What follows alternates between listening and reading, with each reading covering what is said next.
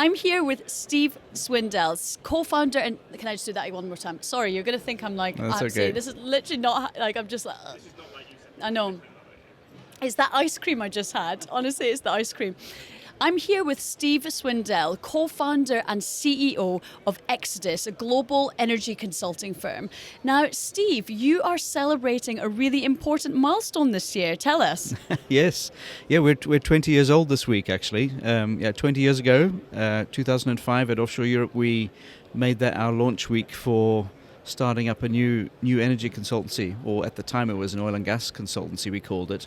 And myself and a couple of others left Genesis, where we were working at the time, and we started up Xodus. So yes, it's 20 years since then. So it's a major milestone. Hard to believe, but we're here. Yeah, and in that time, you've seen so many changes. Like you said, you started off as an oil and gas consultancy, but I see that, you have worked across the board in terms of some of the most, exciting wind projects, CCUS projects as well. Tell us a bit more about those. Yes, that's been a huge transition to witness. It started quite early on, actually. I think we started working in the offshore marine and wind energy spaces as early as 2008, in fact. Oh, wow. So, and we're involved in some of the first wind farm developments in 2013, 2014. So, whilst wind seems quite recent, we've been at it for a while. But, yeah, it's fascinating to see the transition. Some of the projects, very proud of some of the environmental impact assessments that we've been doing for the wind farms. That's what really got us into that. But we've since then created a strong capability in the broader wind farm development, the conceptual engineering for it and so on. So, it's been exciting. And then more recently, CCUS has come on the map. Again, that's another thing we've been doing for a number of years, and it went under the radar for many years, but right now it's up there, and we're very busy on a lot of projects in Australia and the Far East. It's really exciting. It's been cool to see Xodus transition or follow the energy transition. Yeah, and you've been appearing on a panel talking about the future of this region beyond 2030. Can you tell us a little bit about your key points on that panel and how you feel more generally about the conference this year? Yes, so I was fortunate to sort of chair a panel with some really great experts in it. We had people from the NSTA there. We had some operators, infrastructure operators, and one of our own consultants there. The main thing that came out of there was the importance of the infrastructure, how important that is to maintain the industry in the North Sea, because the topic was, what's the North Sea going to look like in 2030 and beyond? What was really exciting to hear from everybody was that it's actually a really positive outlook for 2030 and 2040, and which is sometimes in contrast to some of the rhetoric we've been hearing. There's what we've been hearing around the conference this week has been a lot of vehement agreement that we're all trying to do all energy together, but there's a lot of frustration that some of the policies are not allowing us to do that. But if you get that policy right, the future of the North Sea is still very strong. So that was exciting to hear. Yeah, Steve, that is really exciting to hear. And as you say, it really is in contrast to some of the kind of feeling around the conference. So can you just dive into a bit more detail? What was it exactly that was making the panelists on your panel feel so positive?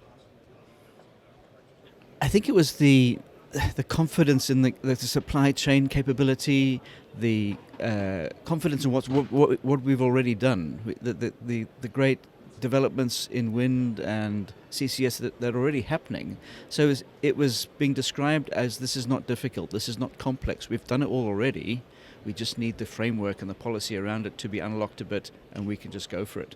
So that's where the positive sense was coming from, but there is that unlocking piece required. But we were trying to move away from being too frustrated and too negative about that thing, about the lack of policy decision, but that's the key to it.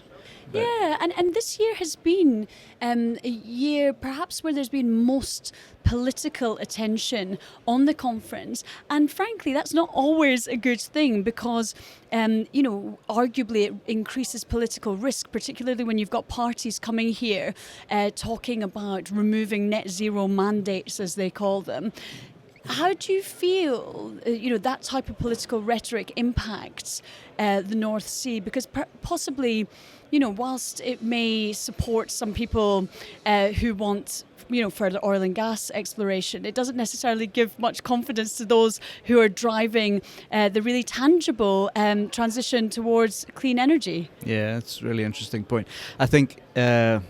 there's loads of ways of answering this one. I think the thing that I picked up on most was it's about and. It's oil and gas and wind and hydrogen and storage. That's what we're talking about here. And everybody's agreeing and everybody's saying we shouldn't be having a polarized debate is not helping. The interesting thing about the politicians and the politics, they're actually making it a polarized debate when I don't think it needs to be. And I think that's the trick is how do we get the politicians to be positive? And the way to do that is not to say it's one thing or the other, is to make the debate positive about all things. So you can achieve the climate goals, we can achieve clean energy by 2030, and still produce oil and gas to do that. In fact, it's necessary to produce oil and gas to achieve those goals. And you turn that into a positive rather than this is bad and that's good. I think that's the challenge that the politicians have.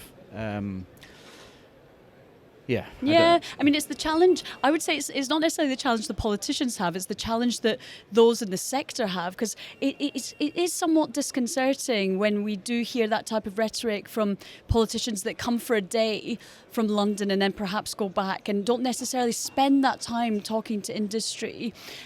But I have to say it's very positive to hear that those who are responsible for making things happen, those people on your panel, really do feel on a firm foundation. Yes, they do. I mean, don't get me wrong, they express some of their frustrations and concerns and about the risks that if we don't do something now, the infrastructure is at a critical point that if we don't invest in it, it might disappear and then it'll be a quick decline.